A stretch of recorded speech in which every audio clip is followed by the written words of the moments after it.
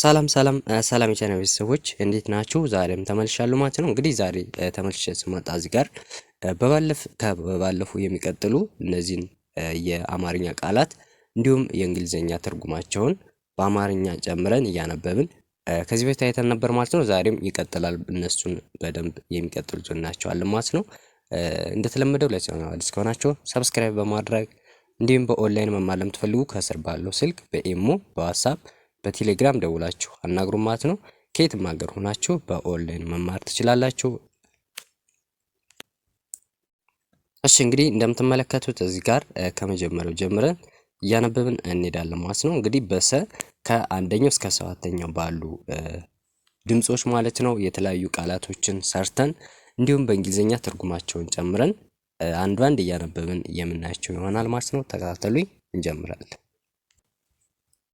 እሺ እንግዲህ እንደምትመለከቱት እዚህ ጋር ማለት ነው ከመጀመሪያው እንጀምራለን። አሁን በሰ በመጀመሪያው ወይም በአንደኛው ድምጽ የሚጀምር ቃላት ነው ማለት ነው። ይሄኛው ወይም ስም ነው ማለት ነው። ሰው ይላል ማለት ነው። ሰው ብለን እናነባዋለን። ቀጥሎ ደግሞ በእንግሊዘኛ ማለት ነው። ያው በአማርኛ የምንጽፈው እዚህ ጋር እንግሊዝኛውን ለማንበብ በጣም በቀላል መንገድ ማንበብ ወይም እንድትረዱት ነው ማለት ነው። እዚህ ጋር ትርጉሙ የእንግሊዝኛ ነው ማለት ነው። ስለዚህ ሰው ማለት ማን ብለን እናነባዋለን ማለት ነው። ቀጥሎ ደግሞ የእንግሊዝኛ ወርዱ ማለት ነው። እዚህ ጋር ማን ብለን እናነባዋለን። እሺ ቀጥሎ ወደ ሁለተኛ ድምጽ ስንመጣ እዚህ ጋር በሁለተኛ ድምጽ የተሰሩ ቃላቶች ወይም መነሻውን ሁለተኛ ድምጽ አድርገን የምንሰራው የምናነበው ቃላት ነው ማለት ነው። እዚህ ጋር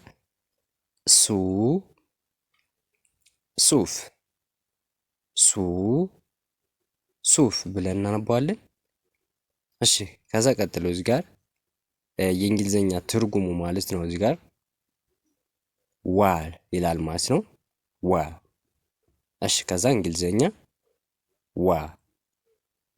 ዋል። ይሄኛውን ለማንበብ ይሄኛውን የእንግሊዘኛ ወርድ ለማንበብ እዚህ ጋር በቀላሉ በአማርኛ አንብባችሁ ቀጥላችሁ ደግሞ የእንግሊዘኛውን ማንበብ ትችላላችሁ ማለት ነው። ይሄኛውና ይሄኛው ተመሳሳይ ድምጽ ነው የሚሰጠን። ማለትም የዚህኛውን ድምጽ በቀላሉ ለማወቅ ወይም በቀላል መንገድ ለመረዳት ነው ማለት ነው። እዚህ ጋር በአማርኛ የጻፍ ነው። ስለዚህ እዚህ ጋርም ይላል ማለት ነው። እንደዚህ አድርገን በቀላሉ እናነባቸዋለን ማለት ነው። ከዛ ቀጥሎ ደግሞ ወደ ሶስተኛ ድምጻቸው እናልፋለን ማለት ነው። እዚህ ጋር እሺ የሶስተኛ ድምጽ ወይም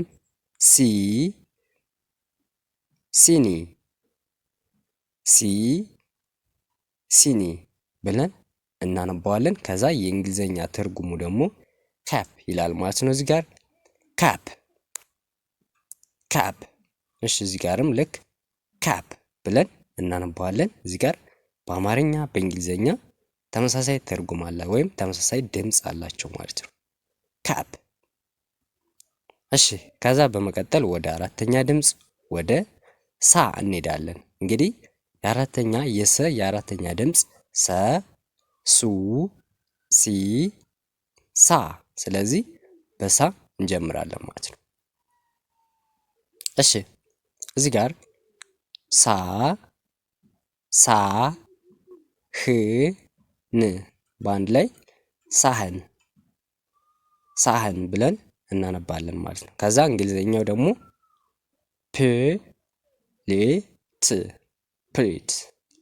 ፕሌት ይላል ማለት ነው። እዚህ ጋርም ልክ ፕሌት ይላል ማለት ነው። ፕሌት ብለን እናነባዋለን።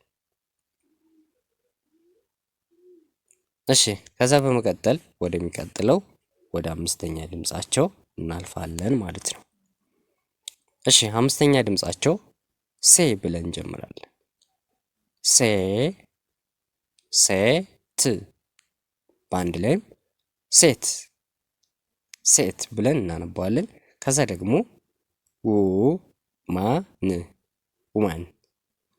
ውማን ብለን ልክ እንግሊዘኛውም ውማን በዚህ መልኩ በቀላሉ ማንበብ እንችላለን ማለት ነው። እሺ ከዛ ቀጥሎ ወደሚቀጥለው ወደ ስድስተኛ ድምፅ እናልፋለን። እሺ የሰ የስድስተኛ ድምፅ ማለት ነው። እዚህ ጋር ስ ስም ስ ስም። እሺ ከዛ እንግሊዘኛ ትርጉሙ ኔ ኔም ኔም። እሺ እዚህ ጋርም እንግሊዘኛው ኔም ብለን እናነባዋለን።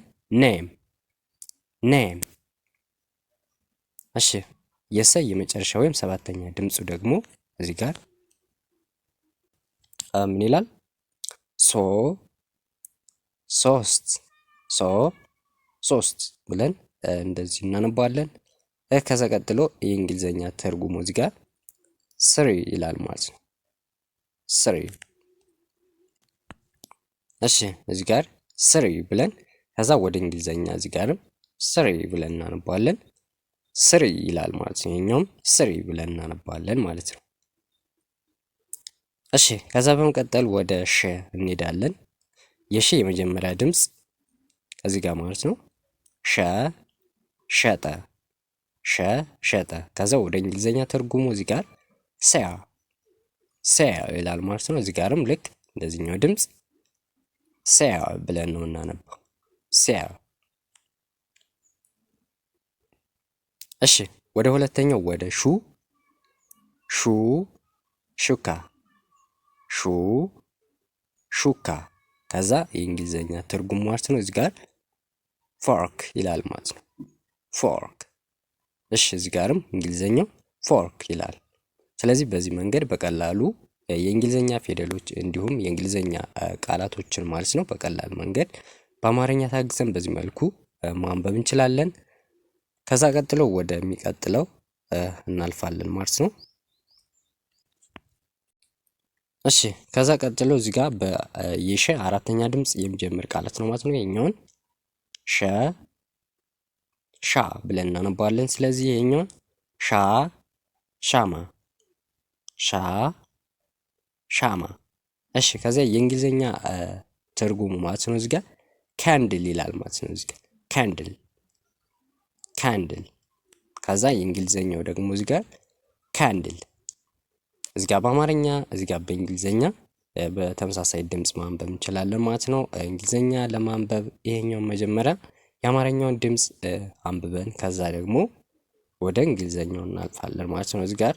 ስለዚህ ካንድል ይላል ማለት ነው እዚህ ጋር ካንድል። እሺ ከዛ ቀጥሎ ወደ ሼ ወደ አምስተኛ ድምፁ ማለት ነው ሼ ሼፍ ሼ ሼፍ። ከዛ ሼፍ ይህም ሼፍ ነው የሚል ተመሳሳይ ነው እዚህ ጋር ሼፍ። ልክ ከዚህ ጋርም ሼፍ ነው የምንለው ማለት ነው። ይሄኛውን ኤስ ኤች እንደ ሽ ማንበብ ስለሚቻል ስለዚህ ሼፍ ሼፍ ብለን እናነባለን ማለት ነው። እሺ ከዛ ቀጥሎ እዚህ ጋር በስድስተኛ ድምፅ ነው ማለት ነው ሺ ሺ ሽበት ሺ ሽበት ሽበት። ከዛ የእንግሊዘኛ ትርጉሙ ደግሞ እዚህ ጋር ግራይ ይላል ማለት ነው። ግራይ ግራይ ወይም ግራጫ ትርጉም አለው። ስለዚህ ግራይ ብለን እናነባዋለን። ልክ ከዚህ ጋርም ግራይ ይላል ማለት ነው። እንደዚህ አድርገን በቀላሉ ማንበብ እንችላለን ማለት ነው። እሺ ከዛ በመቀጠል እዚህ ጋር የመጨረሻው የሸ ድምፅ ነው ማለት ነው። ሾ ሾመ ሾመ ሾመ። እሺ ከዛ የእንግሊዘኛ ትርጉሙ እዚህ ጋር አፖይንትድ ይላል ማለት ነው። እዚህ ጋር አፖይንት አፖይንት እዚህ ጋርም አፖይንት አፖይንት ይላል ማለት ነው። በዚህ መልኩ እናነባቸዋለን ማለት ነው። ከዛ ወደሚቀጥለው እናልፋለን ማለት ነው።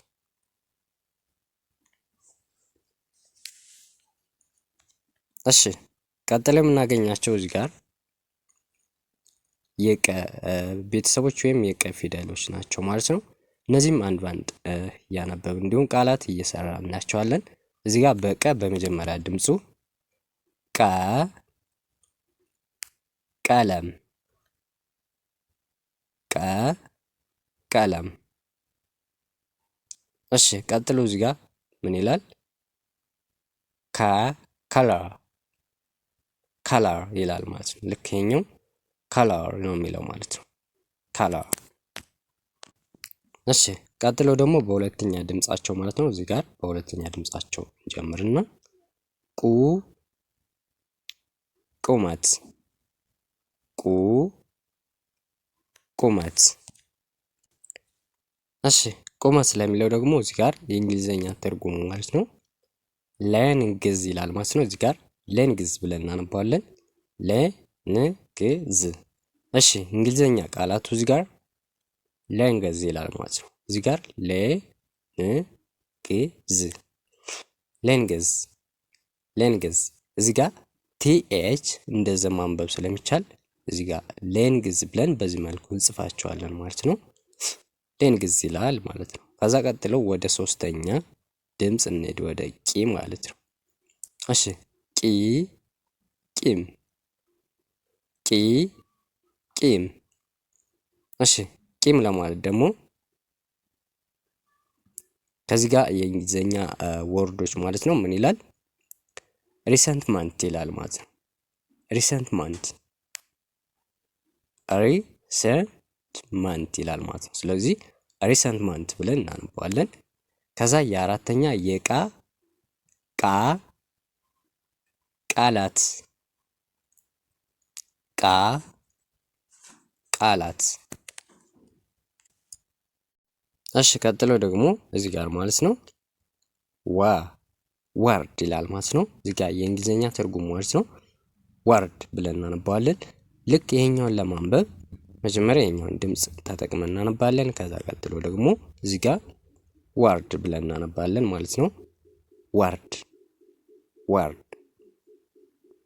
እሺ ከዛ በመቀጠል የአምስተኛ ድምፅ ማለት ነው ማለት የስድስተኛ ድምፅ ነው። እዚህ ጋር በስድስተኛ ድምፅ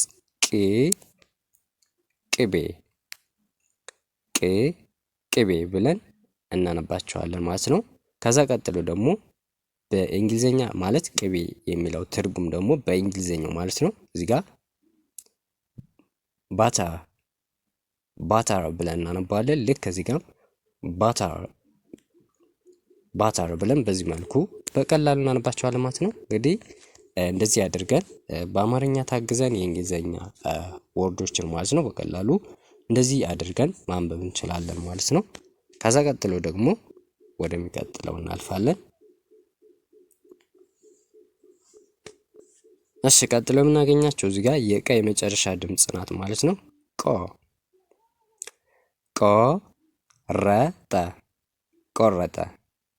ቆረጠ በአንድ ላይ እዚህ ጋር ማለት ነው። የእንግሊዝኛ ትርጉሙ ካት።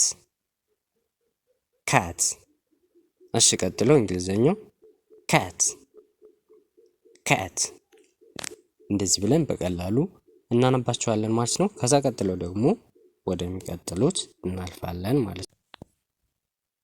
እሺ ቀጥሎ የምናገኛቸው እዚህ ጋር ቤተሰቦች ናቸው ማለት ነው። እነዚህንም ከአንደኛው እስከ ሰባተኛው ባሉ ድምጻቸው ማለት ነው የተለያዩ ቃላቶችን እስከ ትርጉማቸው ነው የምናነበው ማለት ነው። እዚህ ጋር የበ የመጀመሪያ ድምጽ ነው። እዚህ ጋር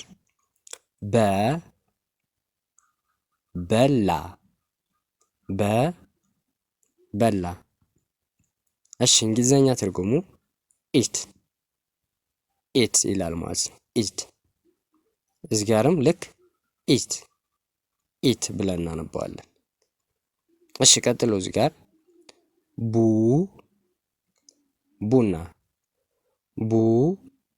ቡና። እሺ እንግሊዘኛ ትርጉሙ ኮፊ እዚህ ጋርም ኮፊ በዚህ መልኩ እናነባቸዋለን። ከዛ በመቀጠል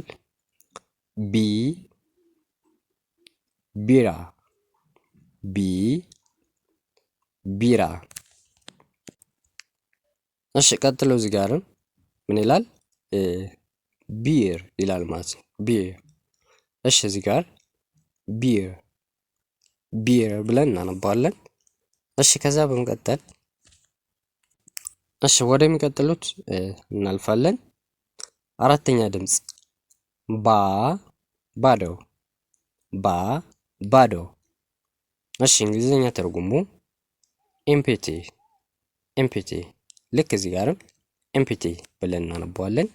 እንደዚህ አድርገን በቀላሉ በአማርኛ ታግዘን በቀላሉ የእንግሊዝኛ ቃላቶችን ወይም የእንግሊዝኛ ወርዶችን በዚህ መልኩ ማንበብ እንችላለን ማለት ነው።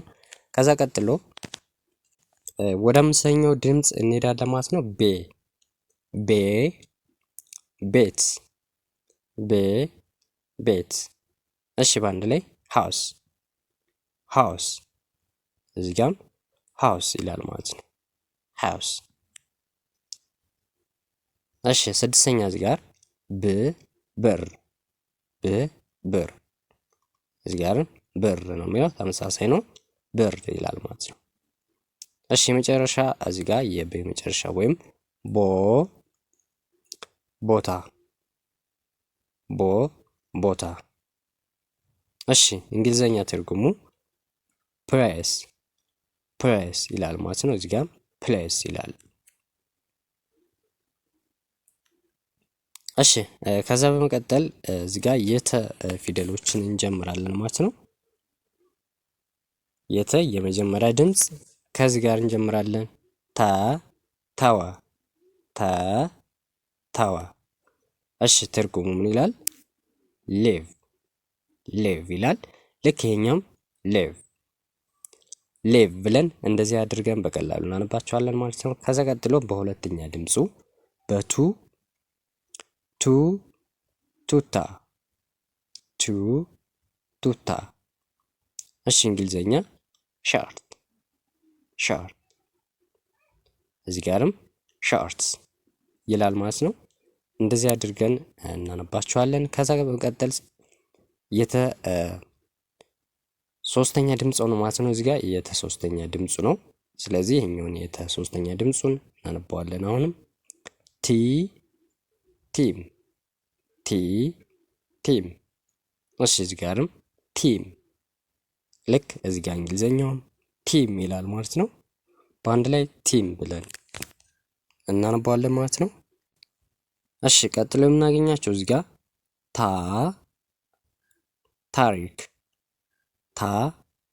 ታሪክ። እሺ እንግሊዘኛው ሂስትሪ ይላል ማለት ነው። ልክ እዚህ ጋር ሂስትሪ ብለን እናነባዋለን። በዚህ መንገድ በቀላሉ ማንበብ እንችላለን ማለት ነው። እሺ ቀጥሎ የምናገኛቸው እዚህ ጋር የአምስተኛ ድምጾች ወይም የአምስተኛ ድምጽ ነው ማለት ነው።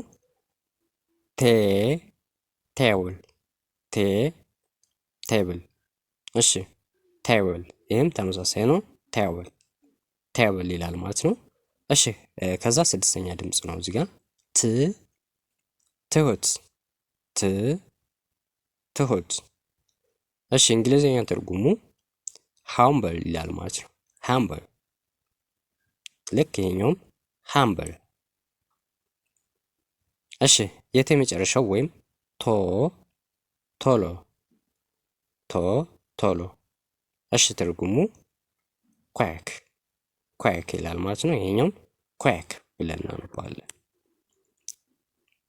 እሺ ቀጥለው ደግሞ ወደ እነ ቤተሰቦች ወይም ወደ እነ ፊደሎች እናልፍና የተለያዩ ቃላቶችን በዚህ መልኩ እናነባቸዋለን እስከ ትርጉማቸው ማለት ነው። ስለዚህ በነ የመጀመሪያው የነ ፊደል ነው ማለት ነው። ነብር። እሺ ከዛ ትርጉሙ ታይገር ይላል ማለት ነው። ልክ ከዚህ ጋርም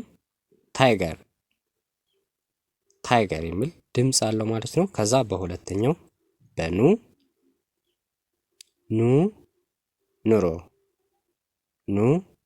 ኑሮ። እሺ ትርጉሙ ሌቭ ይላል ማለት ነው። እዚህ ጋር ሌቭ ይላል።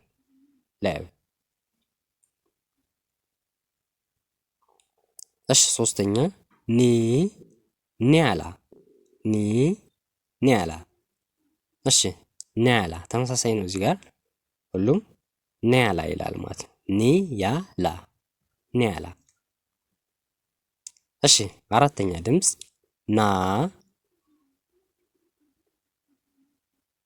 ናረ።